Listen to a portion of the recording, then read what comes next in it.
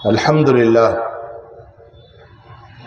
ساری تعریف اللہ رب العزت کے لیے ہے، ساری تعریف اللہ رب العزت کے لیے ہے، سارا شکر اللہ رب العزت کے لیے ہے۔ اس کی بے شمار نعمتیں ہیں جن کا ہم حساب نہیں رکھ سکتے، جنہیں ہم گن نہیں سکتے۔ ہر انسان، اس دنیا میں آنے والا ہر انسان اللہ تعالیٰ کی بے شمار نعمتوں کے ساتھ زندگی گزارتا ہے۔ اور درود و سلام ہو اللہ کے آخری پیغمبر حضرت محمد مصطفیٰ صلی اللہ علیہ وسلم پر،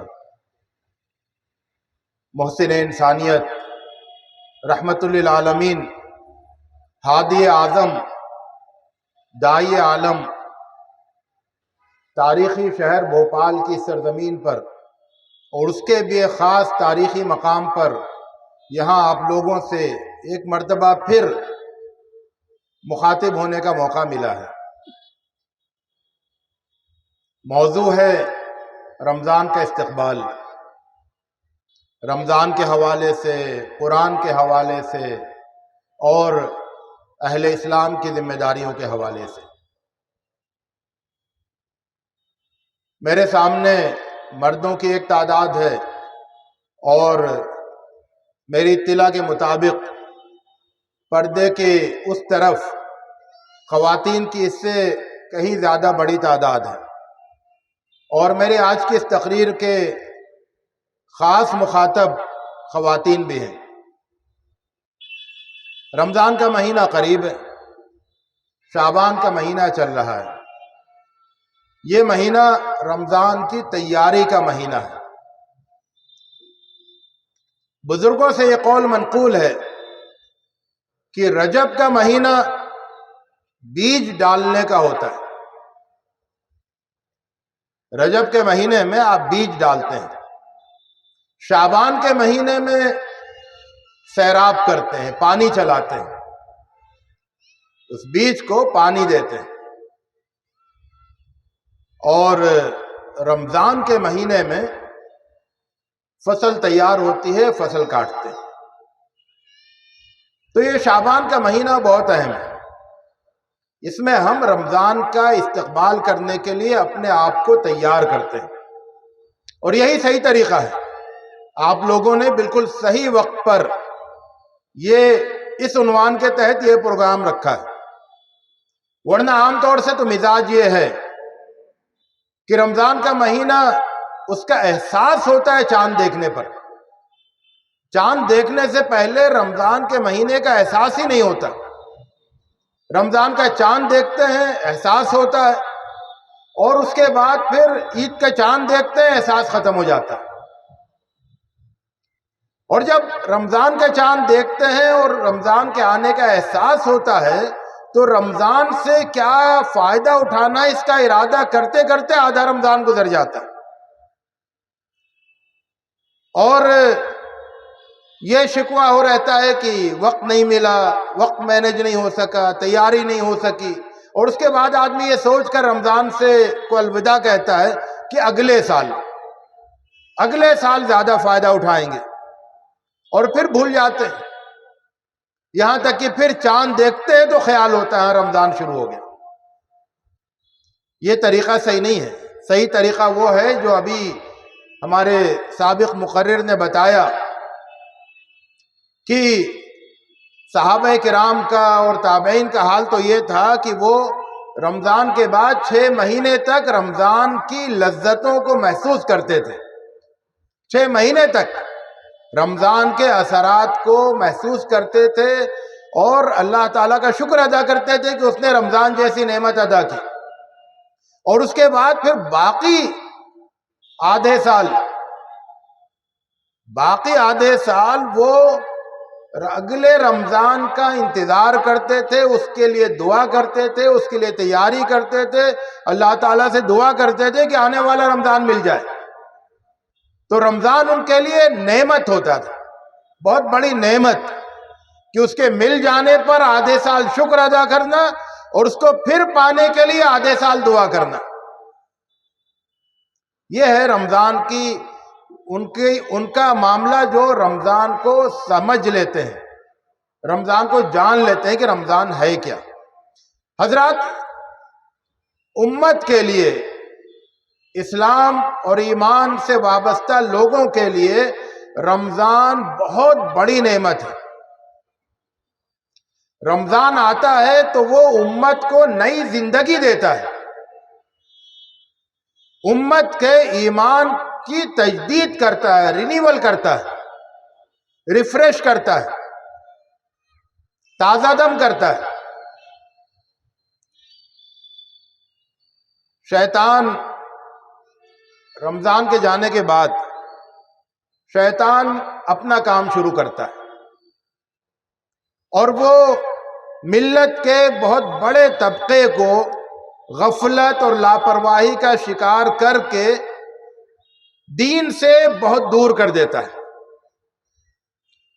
بڑی تعداد مسلمانوں کی جو 5 وقت کی نماز نہیں پڑھتی، بہت بڑی تعداد مسلمانوں کی جو صرف جمعہ پڑھتی ہے، بہت بڑی تعداد مسلمانوں کی جو قرآن کی طرف دیکھتی نہیں ہے، قرآن کی تلاوت کسی دن نہیں کرتی، بہت بڑی تعداد مسلمانوں کی جو اللہ کے راستے میں خرچ کرنے کا جسے خیال نہیں آتا، بہت بڑی تعداد مسلمانوں کی جو حرام چیزوں میں ملوث رہتی ہے اور اس میں لذت محسوس کرتی ہے۔ تو گویا کہ مسلمانوں کی بہت بڑی تعداد وہ دین سے بہت دور جا چکی ہوتی ہے، سال بھر کی شیطان کی محنت کے نتیجے میں۔ اور شیطان بہت خوش ہوتا ہے کہ میں نے اتنے زیادہ لوگوں کو، اہل اسلام کو، اتنے زیادہ لوگوں کو اپنے جال میں پھنسا لیا۔ پھر کیا ہوتا ہے؟ پھر یہ ہوتا ہے کہ رمضان آتا ہے، رمضان کا چاند نظر آتا ہے، اور رمضان کا چاند نظر آتے ہی کچھ ایسا ہوتا ہے کہ شیطان کی جو اونچی عمارت تھی وہ پوری گر کے زمین بوس ہو جاتی ہے۔ اس نے جو مضبوط جال میں ملت کے نوجوانوں کو، بوڑھوں کو، عورتوں، بچوں کو، سب کو باندھا ہوا ہوتا ہے، وہ جال جو ہے وہ پارا پارا ہو جاتا ہے، اور پتہ نہیں وہ کیسی ہوا چلتی ہے کہ سارے مسلمان ایک طرف سے شیطان پر لعنت بھیجتے ہوئے، اعوذ باللہ پڑھتے ہوئے، سارے مسلمان وہ مسجد کی طرف چلے آتے۔ وہ مسلمان جو تھوڑی دیر بھوک پر صبر نہیں کر سکتے، وہ سب روزہ رکھ لیتے ہیں۔ وہ مسلمان جو سگریٹ، بیڑی وغیرہ وغیرہ سے پرہیز نہیں کر پاتے، وہ سب کے سب جو ہے وہ ہر چیز کی اپنے اوپر پابندی عائد کر لیتے ہیں۔ وہ مسلمان جو قرآن سے بالکل دور ہوتے ہیں، وہ قرآن مجید کھول کر بیٹھ جاتے ہیں پڑھنے کے لیے۔ وہ مسلمان جو اللہ کے راستے میں بالکل خرچ نہیں کرتے ہیں، اب ڈھونڈتے ہیں کہ وہ کہاں کس کو کون مل جائے اس کو دے دے۔ کتنی بڑی تبدیلی آتی ہے، کتنی بڑی تبدیلی آتی ہے کہ بے دینی کی جگہ دینداری پھیل جاتی ہے، بے دینی کا اندھیرا غائب ہو جاتا ہے اچانک، اور دینداری کا اجالا ہر طرف پھیل جاتا ہے۔ اس بڑی تبدیلی میں کسی کا کوئی رول نہیں ہوتا ہے۔ ایسا نہیں ہوتا ہے کہ رمضان سے پہلے مولانا نے بہت زبردست تقریر کی اور اس تقریر کا اثر یہ ہوا کہ لوگ جو ہیں وہ مسجدوں کی طرف دوڑ پڑے۔ ایسا تو نہیں ہوتا۔ کوئی تقریر نہیں ہوتی، کوئی نصیحت نہیں ہوتی، کوئی بیان نہیں ہوتا، صرف چاند نکلنے کی اطلاع ہوتی ہے اور سب کچھ بدل جاتا ہے۔ ایک انقلاب آ جاتا ہے پوری دنیا کے سارے مسلمانوں میں، اور بہت بڑا انقلاب۔ یعنی آپ سوچئے کہ وہ لوگ جو فجر کی نماز کبھی نہیں پڑھتے وہ فجر سے پہلے اٹھتے ہیں اور کچھ تہجد بھی پڑھ لیتے ہیں، سحری کھاتے ہیں، پھر فجر کی نماز پڑھتے ہیں۔ وہ لوگ جو عشاء کی نماز نہیں پڑھتے وہ عشاء کی نماز اس حالت میں پڑھتے ہیں کہ روزے کی وجہ سے، افطار کی وجہ سے وہ شدید تھکاوٹ محسوس کرتے ہیں، پھر بھی وہ آتے ہیں مسجد، عشاء کی نماز پڑھتے ہیں، عشاء کی نماز پڑھنے کے بعد پھر وہ 20 رکعت تراویح پڑھتے ہیں اور وہ کافی رات تک تراویح پڑھتے ہیں، پھر وہ گھر جاتے ہیں تھکے ہارے، بہت تھک گئے ہیں، اور اس کے بعد پھر وہ فجر کے سے کافی پہلے اٹھ جاتے ہیں۔ کتنی بڑی تبدیلی! اور یہ تبدیلی طرح طرح سے آتی ہے،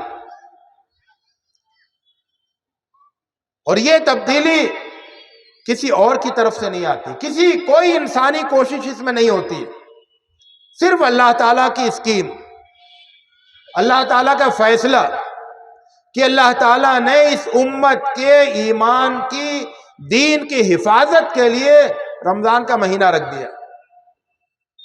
آپ سوچئے کہ اگر رمضان کا مہینہ نہیں ہوتا تو امت کی دینی حالت کیا ہوتی؟ اگر رمضان کا مہینہ نہیں ہوتا تو امت کی دینی حالت کیا ہوتی؟ ابھی تو یہ ہے کہ ہر سال ایک مہینے کے لیے سب کو اللہ تعالیٰ اس طرح سے سمیٹ کے لا کے دین کے آغوش میں ڈال دیتا ہے، اور پورے ایک مہینے تک۔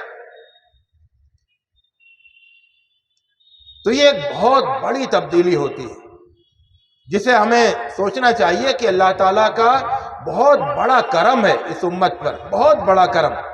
یہ نہیں ہوتا تو کیا ہوتا؟ یہ جو مہینہ ہے رمضان کا مہینہ، اس کے بہت سے پیغام ہیں۔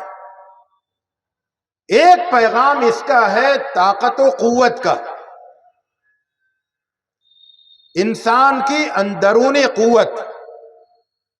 یہ مہینہ آ کر یہ بتاتا ہے کہ انسانوں، مسلمانوں، تم طاقتور ہو،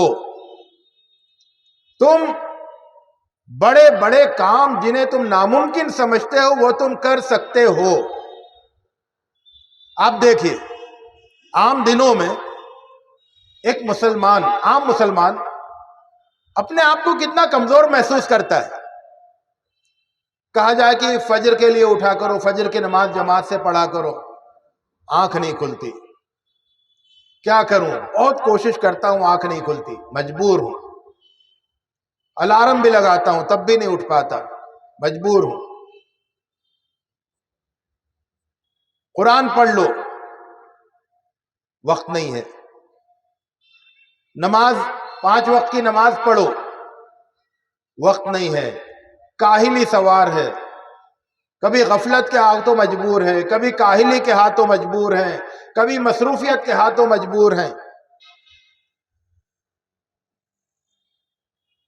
ایک دن کا روزہ رکھ لو، نہیں ہو پاتا۔ غرض یہ کہ جو کام آپ کہیں اس کو لگتا ہے یہ میں نہیں کر پاؤں گا۔ پھر رمضان کا مہینہ آتا ہے، اور رمضان کا مہینہ آتے ہی بتاتا ہے کہ تم تو سب کچھ کر سکتے ہو۔ یعنی کہاں یہ تھا کہ میں فجر میں اٹھ نہیں سکتا، اور کہاں اتنی طاقت آ گئی کہ فجر سے پہلے اٹھ رہے ہیں، اور اتنی طاقت آ گئی کہ عشاء کی نماز کے بعد بھی اتنی دیر تک نماز پڑھ رہے ہیں، اور اتنی طاقت آ گئی کہ رات میں دیر میں سو کے پھر بھی سویرے اٹھ جا رہے ہیں، سویرے سے بھی پہلے۔ اتنی طاقت آ گئی کہ 30 دن تک روزانہ صبح سے شام تک بھوکے۔ اتنی طاقت آ گئی کہ دن بھر زبان پر کنٹرول ہے۔ ایک میرے ساتھی تھے، میں ان سے کہتا تھا کیوں بات بات میں گالی دیتے ہو، زبان گندی کرتے ہو؟ کیا کروں یار، زبان پہ کنٹرول نہیں، خود نکل جاتی ہے، میں چاہتا ہوں نہیں دوں۔ رمضان میں نے ان سے ملاقات کی روزے کی حالت میں، تو دیکھا بالکل کوئی گالی نہیں نکل رہی۔ میں نے کہا کیوں؟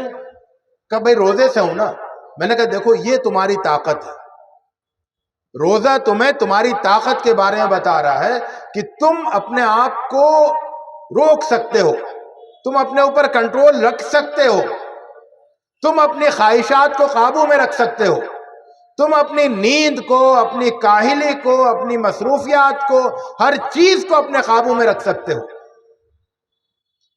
تو یہ ہے طاقت انسان کی، جو رمضان آ کر بتاتا ہے۔ انسان کے لیے ایک دریافت ہوتی ہے، یہ ایک ڈسکوری ہوتی ہے کہ میں اتنا طاقتور ہوں، میں یہ سب کر سکتا ہوں، میرا یہ لائف سٹائل ہو سکتا ہے۔ رمضان آ کر ایک نیا لائف سٹائل دیتا ہے نا، یعنی آپ کی پورے لائف سٹائل کو بدل دیتا ہے۔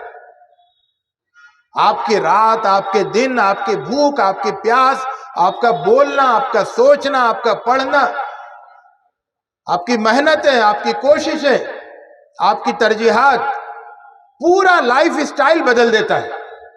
اور لائف سٹائل بدلنا انسان کے لیے سب سے مشکل کام ہوتا ہے۔ انسان اپنے لائف سٹائل کا غلام مانا جاتا ہے۔ رمضان آ کر یہ بتاتا ہے کہ تم لائف سٹائل کے غلام بنو، یہ ضروری نہیں ہے۔ تم جب چاہو اپنے پورے لائف سٹائل کو نیچے سے اوپر تک پورا بدل سکتے ہو، اور وہ 1 مہینے تک بدل کر دکھاتا ہے کہ تمہارا پورا لائف سٹائل بدل گیا۔ اتنی طاقت ہے تمہارے اندر۔ حضرات، رمضان ایک کئی پیغام دیتا ہے، اس میں سے ایک پیغام یہ ہے کہ اپنے مزاج کو بدلو۔ انسانوں کا عام طور سے، اور ہم مسلمانوں کا تو خاص طور سے، ایک مزاج یہ ہے، مزاج کی ایک کمزوری یہ ہے کہ ہم تھوڑے وقت کے کام تو بہت زیادہ کر سکتے ہیں، تھوڑے وقت کا کام ہم کر سکتے ہیں۔ ہمارے جوش کی مدت، اس کی لائف جو ہے بہت چھوٹی ہوتی ہے۔ 1 دن کی مہم ہم زوردار منا سکتے ہیں، لیکن لمبی مہمات وہ ہم نہیں مناتے، حوصلہ ہار جاتے ہیں۔ لمبی مدت تک کوئی کام ہم نہیں کر پاتے، ہمارا جوش زیادہ دنوں تک باقی نہیں رہتا ہے۔ ابال آتا ہے جوش میں، پھر فوراً ٹھنڈا ہو جاتا ہے۔ ہماری صورتحال یہ ہے، جس کو میں بعض مواقع پر اس طرح سے کہتا ہوں کہ ہماری صورتحال یہ ہے کہ ہم جمعے کے دن اعلان کرتے ہیں کہ دھرنا دینا ہے، ریلی نکالنا ہے، جلوس نکالنا ہے۔ جمعے کے دن جوش آتا ہے، ہم بڑا جلوس نکالتے ہیں، پورا شہر امنڈ پڑتا ہے، اور جمعے کی شام ہوتے ہوتے جوش ٹھنڈا ہو جاتا ہے۔ سنیچر کے دن FIR کٹتی ہے، گرفتاریاں ہوتی ہیں، کوئی اپنے کسی کا جوش بیدار نہیں ہوتا، سب ٹھنڈے اپنے گھروں میں پڑے رہتے ہیں۔ اتوار کے دن بلڈوزر آتے ہیں، گھر گرائے جاتے ہیں، کسی کے کانوں پر جوں نہیں ریکھتی، کوئی اثر نہیں ہوتا۔ تو جمعے کے دن جلوس، سنیچر کے دن گرفتاریاں، اتوار کے دن بلڈوزر، اور اس کے بعد سناٹا۔ طویل مدت کا کوئی پلان ہمارے سامنے نہیں ہوتا۔ یہ ہوگا تو ہم کیا کریں گے، یہ ہوگا تو ہم کیا کریں گے، یہ سب ہم سوچتے ہی نہیں۔ کوئی لمبی مہم، 1 دن کا استقبال رمضان کا پروگرام کر لیں گے، 1 دن کا کوئی اور پروگرام کر لیں گے، لیکن اگر یہ کہا جائے کہ 1 مہینے تک پورے شہر میں تعلیم کی مہم چلاؤ، نہیں چلے گی۔ پورے 1 مہینے تک یا 6 مہینے تک کوئی برائی مٹانے کی مہم چلاؤ، نہیں چلے گی۔ 1 سال کا کوئی منصوبہ بناؤ، 1 سال تک یہ شہر کو بہتر بنانے کے لیے یہ کام کرو گے، نہیں کریں گے۔ 1 دن کا کوئی کام دے دیجئے، گھنٹے 2 گھنٹے کا کوئی منصوبہ دے دیجئے، اس سے زیادہ ہمیں جوش نہیں آتا ہے، اور جو آتا ہے وہ اس سے زیادہ باقی نہیں رہتا ہے۔ یہ ہماری کمزوری ہے۔ اس کمزوری کی وجہ سے ہم اپنے بہتری کے بہت سے کام جو کرنا چاہیے، جو ہم جانتے ہیں کہ کرنا چاہیے، وہ ہم کر نہیں پاتے۔ ہماری لیڈرشپ بھی جانتی ہے، ہماری جماعتیں بھی جانتی ہیں کہ ملت کا جوش بہت مختصر ہے، تو وہ ملت سے پھر توقع بھی نہیں کرتی، مطالبہ بھی نہیں کرتی۔ لیکن رمضان آ کر ہم کو ایک نیا تجربہ دکھاتا ہے، نئے تجربے سے گزارتا ہے کہ پورے 1 مہینے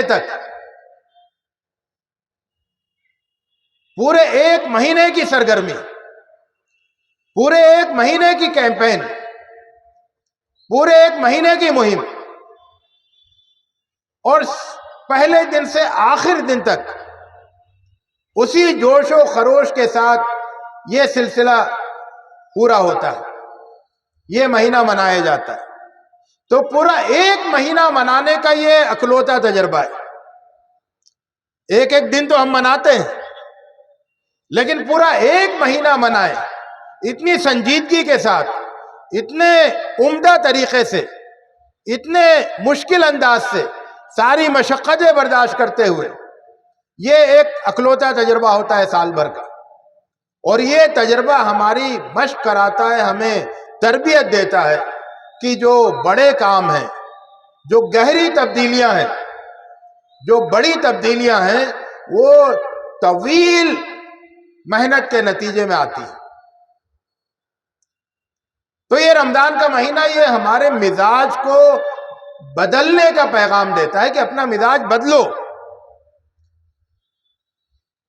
اور کر کے دکھاتا ہے کہ دیکھو کہ 1 مہینے تک تم نے یہ کام کیا ہے، اپنی تربیت، قرآن سے تعلق، روزہ، اور پھر روزہ یہ صبر کی تعلیم دیتا ہے۔ روزہ صبر کی تربیت کرتا ہے۔ آپ صبح سے شام تک اپنی بھوک پر صبر کرتے ہیں، اپنی پیاس پر صبر کرتے ہیں، اپنی نفسانی خواہشات پر صبر کرتے ہیں، اور اپنے غصے پر صبر کرتے ہیں۔ اس طرح کی پوری صبر کی ایک تربیت ہوتی ہے۔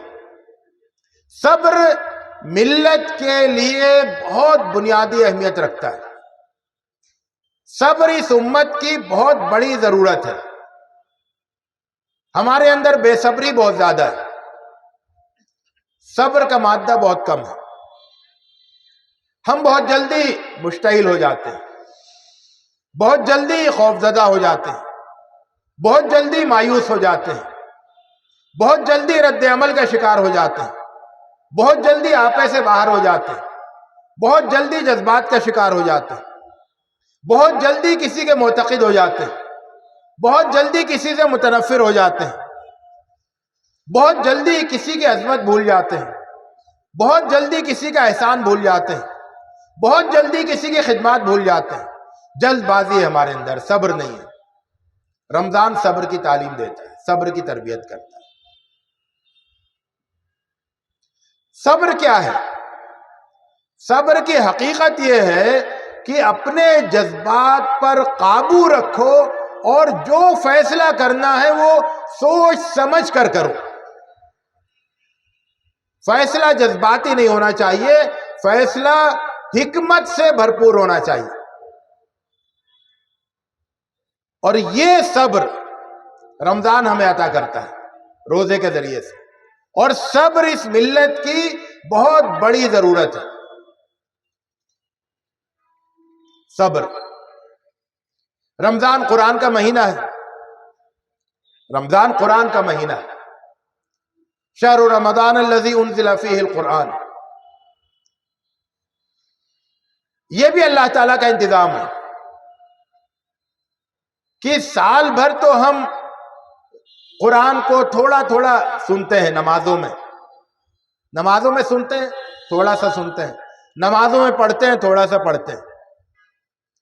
رمضان کا مہینہ ہمیں پورا قرآن سننے کا ایک موقع دیتا ہے، پورا قرآن پڑھنے کی ترغیب دیتا ہے، قرآن سے جوڑ دیتا ہے۔ قرآن سے دور ہو گئے تھے، رمضان کا مہینہ قرآن سے جوڑ دیتا ہے۔ یہ بھی بغیر کسی تقریر کے ہوتا ہے۔ تو ہر سال ہم قرآن سے جڑتے ہیں آ کے، اور ایک مہینے تک جڑے رہتے ہیں، لیکن یہ کام بے شعوری کی کیفیت میں ہوتا ہے۔ قرآن سے ہم جڑ تو جاتے ہیں، لیکن قرآن سے تعلق کس طرح کا ہونا چاہیے اس پر ہم سوچتے نہیں ہیں۔ آنے والے رمضان میں طے کیجئے کہ آپ کا تعلق بہت گہرا اور بہت سوچا سمجھا ہوگا۔ ابھی یہ بات آئی کہ قرآن مجید یہ ہدایت کی کتاب ہے۔ ہدایت کا مطلب گائیڈنس، رہنمائی۔ یہ بتائیے کہ جو کتاب ہدایت کی کتاب ہو، جو کتاب رہنمائی اور گائیڈنس کی کتاب ہو، کیا وہ کتاب بغیر سمجھے پڑھے جانے والی کتاب ہے؟ اگر یہ کتاب ہدایت کی کتاب نہیں ہوتی تو ہم نہیں کہتے کہ آپ سمجھ کر پڑھیے، لیکن یہ ہدایت کی کتاب ہے، اور یہ بات آپ قرآن مجید میں بار بار پڑھتے ہیں۔ سورہ بقرہ کی ابتدا اسی سے ہوتی ہے کہ الف لام میم ذالک الکتاب لا ریب فیہ ھدی للمتقین، ھدی۔ اور جہاں رمضان کا ذکر آیا ہے وہاں بھی کہا گیا کہ شہر رمضان الذی انزل فیہ القرآن ھدی للناس، سارے انسانوں کے لیے ہدایت۔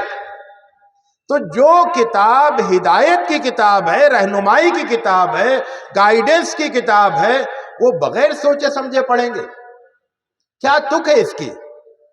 کیا معقولیت ہے اس کی؟ دنیا کی ہر کتاب سمجھ کر پڑھی جائے اور صرف ہدایت کی کتاب بغیر سمجھے پڑھی جائے۔ اگر آپ دنیا کی ساری کتابیں بغیر سمجھے پڑھتے اور قرآن مجید سمجھ کر پڑھتے تو بڑی غلطی نہیں ہوتی، لیکن ساری کتابیں سمجھ کر پڑھیں اور قرآن بغیر سمجھے پڑھیں، یہ بہت بڑی غلطی ہے۔ یعنی جس کتاب میں ہدایت ہے، یعنی آپ کی کامیابی کا راستہ ہے، آخرت کی کامیابی کے لیے رہنمائی ہے، زندگی گزارنے کا طریقہ بتایا گیا ہے، وہی کتاب بغیر سمجھے پڑھی جائے۔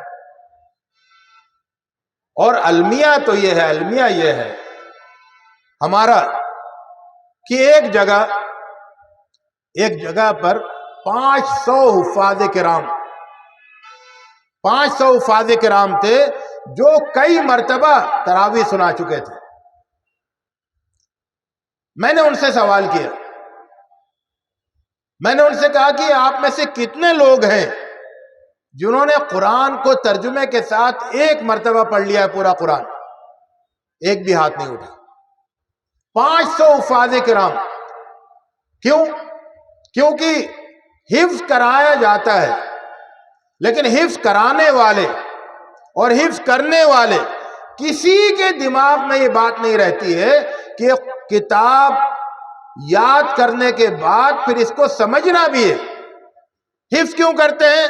حفظ اس لیے کرتے ہیں تاکہ تدبر میں آسانی ہو، نہ یہ کہ حفظ کرے اور اس کے بعد کبھی پڑھے ہی نہیں، سمجھے ہی نہیں، بغیر سمجھے پڑھتے رہے۔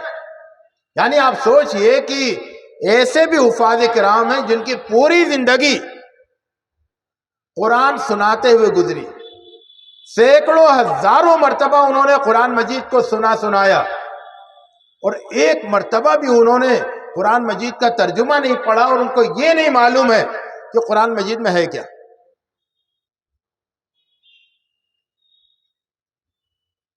تو یہ حفاظ کرام کی بات ہے۔ اور عوام الناس کے تو مشکل سے تلاوت کر لیتے ہیں اور قرآن کو سمجھنے کا خیال ہی نہیں آتا۔ حالانکہ ہمارے ہی بزرگوں نے عوام الناس کے لیے قرآن مجید کے ترجمے کیے۔ سب سے پہلا ہندوستان میں فارسی کا قرآن کا ترجمہ شاہ ولی اللہ دہلوی رحمت اللہ علیہ نے کیا۔ اور اس کے مقدمے میں یہ لکھا، شروع میں دیباچہ جو اس میں یہ لکھا عرض مترجم میں کہ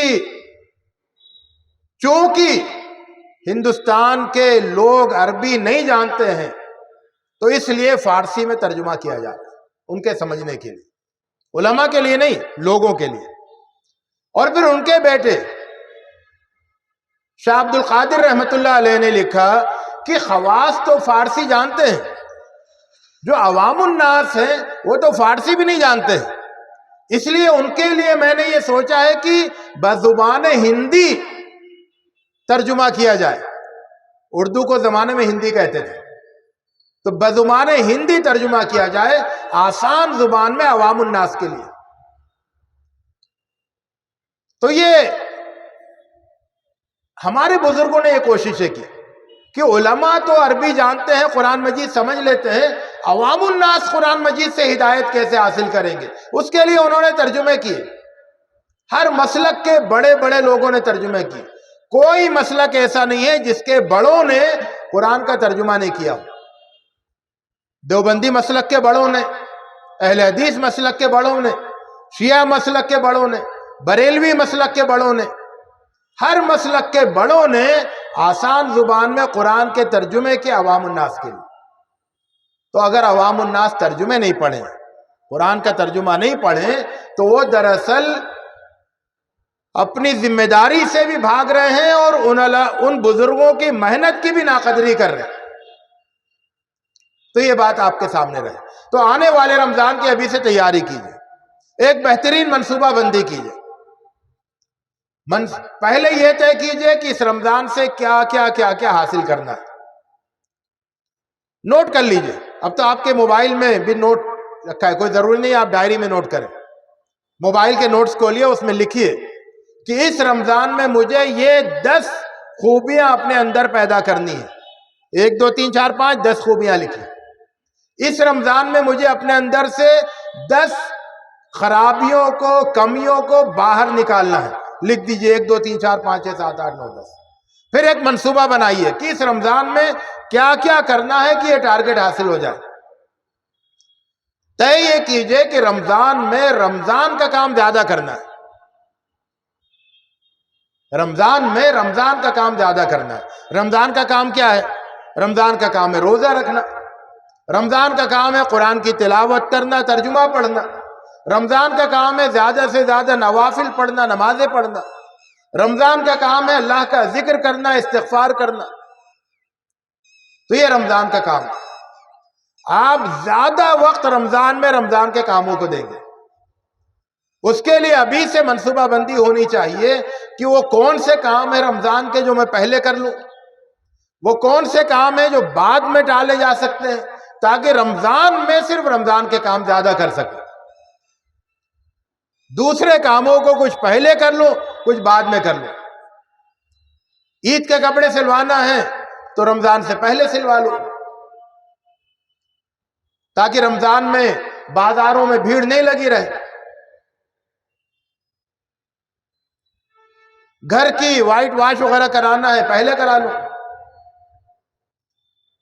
آفس کا، گھر کا، یہ کچھ کام جو ہے وہ بعد کے لیے آگے بڑھا دو۔ رمضان کو زیادہ سے زیادہ خالی کرو رمضان کے کاموں کے لیے۔ یہ پہلے سے منصوبہ بندی نہیں کریں گے تو یہ کام نہیں ہوگا۔ خواتین یہاں بیٹھی ہوئی ہیں، خواتین کو تو رمضان میں بہت مصروف رہنا پڑتا ہے۔ افطار ان سے کہا جاتا ہے اچھا سا بناؤ، سحری ان سے کہی جاتی ہے اچھی سی بناؤ، پھر وہ عبادت بھی کرے، روزہ بھی رکھے، تلاوت بھی کرے، اور ماشاءاللہ وہ مردوں سے زیادہ تلاوت کرتی ہیں، مردوں سے زیادہ نمازیں پڑھتی ہیں، مردوں سے زیادہ تہجد پڑھتی ہیں، اور وہ افطار اور سحری کا بھی انتظام کرتی ہیں۔ تو بھی پہلے سے ایک منصوبہ بنا لیں، کچھ تیاری پہلے سے کر لیں۔ خواتین کو میں بعض مواقع میں مشورہ دیتا ہوں کہ رمضان میں جو افطار کے کرنے کے کام ہیں، تیاری کے، سحری کے، اس میں سے کچھ چیزیں آپ پہلے کر لیں۔ لہسن ادرک پہلے سے پیس کے رکھ لیں، پیسٹ بنا کے فریزر میں، کام آئے گا، فریج میں رکھ لیں، رمضان میں وہ وقت بچ جائے گا۔ پیاز پہلے سے تل کے رکھ لیں، رمضان میں کام آئے گی۔ اور ایسے سوچ سوچ کے، اور یہ بھی طے کریں کہ رمضان جو ہے یہ روزوں کا مہینہ ہے، یہ افطار اور سحری کا مہینہ نہیں ہے۔ چونکہ ہم روزہ رکھتے ہیں اس لیے افطار اور سحری بھی کر لیتے ہیں، افطار اور سحری کے لیے روزہ نہیں رکھتے، بلکہ روزے کے لیے افطار اور سحری کر لیتے ہیں۔ ہم نے کیا کیا ہے؟ ہم نے رمضان کو افطار اور سحری کا مہینہ بنا دیا۔ زیادہ فکر روزے کی نہیں رہتی، افطار اور سحری کی رہتی۔ افطار میں پروگرام بناتے، افطار پارٹیاں کریں گے، سارے دوستوں کی دعوت افطار میں کریں گے۔ میں کہتا ہوں نہیں، بہت غلط بات ہے، یہ بہت غلط رجحان ہے۔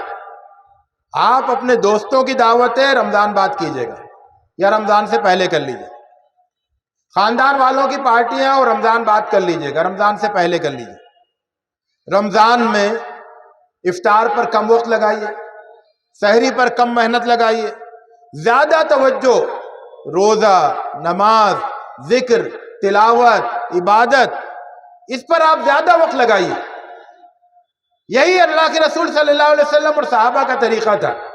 وہاں پر نہیں، بہترین قسم کے افطار بنتے تھے، کھجور کھائی، پانی پی لیا، روزہ کھل گیا، اس کے بعد جو ملا وہ کھا لیا، کھانا ہو گیا، جو ملا کھا لیا، سحری ہو گئی۔ یہ ان کا سحری اور افطار ہوتا تھا، اصل تو ان کا روزہ ہوتا تھا۔ اور ہمارا حال یہ ہے کہ افطار اور سحری اتنی بھرپور ہوتی ہے کہ رمضان میں لوگوں کے وزن بڑھ جاتے ہیں۔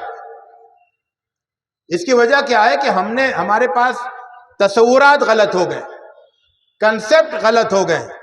جب کنسپٹ غلط ہوتا ہے تو پھر بیہیویئر بھی غلط ہو جاتا ہے، ایٹیٹیوڈ بھی غلط ہو جاتا ہے۔ تصورات صحیح کرو تو رویہ صحیح ہوگا۔ رمضان کے سلسلے میں اپنا تصور صحیح کریں۔ ہمارے بہت سے شہر ایسے ہیں کہ جن میں رمضان کی راتوں میں تو صرف ہوٹل بازی ہوتی ہے، سڑکیں کھچا کچ بھری ہوئی، ہوٹل کھچا کچ بھرے ہوئے، اور مسجدیں خالی، گھروں میں سناٹا، اللہ کے ذکر کی طرف کوئی توجہ نہیں، گپ شپ، ٹورنامنٹ۔ اور عرب ملکوں میں تو اور بھی ان کی مت ماری گئی ہے کہ رمضان میں نئے نئے سیریل لانچ ہوتے ہیں، عریانیت اور فحاشی کے سیریل رمضان میں لانچ کیے، پہلے سے اعلان آ رہا ہوتا ہے کہ اس مرتبہ رمضان میں یہ سیریل دکھایا جائے گا، سب لوگ تیار ہو جاؤ رمضان میں سیریل دیکھنے کے لیے۔ یہ بہت عام ٹرینڈ ہے، اور جس میں عریانیت ہو، فحاشی ہو، اس طرح کے سیریل رمضان میں خاص طور سے دکھائے جاتے ہیں۔ رمضان کے دن، رمضان کی راتیں سب خراب کر دی جاتی ہیں۔ اور ہمارے یہاں یہ ہے کہ ہوٹل بازی کر کے، گپ شپ کر کے، باتیں کر کے، اور لمبی لمبی پارٹیاں اور مجلسیں کر کے ہم اپنے رمضان کو خراب کرتے ہیں۔ تو طے کیجئے کہ رمضان کو خراب نہیں کرنا ہے، رمضان سے فائدہ اٹھانا ہے، رمضان میں کچھ خوبیاں اپنے اندر پیدا کرنی ہے، کچھ خرابیاں اپنے اندر سے نکالنی ہے۔ اور رمضان کا مہینہ خوبیوں کو پیدا کرنے، خرابیوں کو نکالنے کے لیے بہترین موقع ہے۔ 30 دن کی تربیت سے آپ کسی بھی خوبی کو اپنے اندر پیدا کر سکتے ہیں، کسی بھی خرابی کو اپنے اندر سے نکال سکتے ہیں۔ اللہ تعالیٰ سے دعا ہے کہ اللہ تعالیٰ ہمیں توفیق دے کہ ہم آنے والے رمضان کو اپنی زندگی کا یادگار رمضان بنا دیں۔ یہ رمضان ہمارے لیے ترقی کا مہینہ ہو، ڈیولپمنٹ کا مہینہ ہو۔ اس رمضان سے پہلے کی زندگی سے بہت اچھی اس رمضان کے بعد والی زندگی ہو۔ اللہ تعالیٰ ہمیں اس کی توفیق دے۔ وآخر دعوانا الحمدللہ رب العالمین۔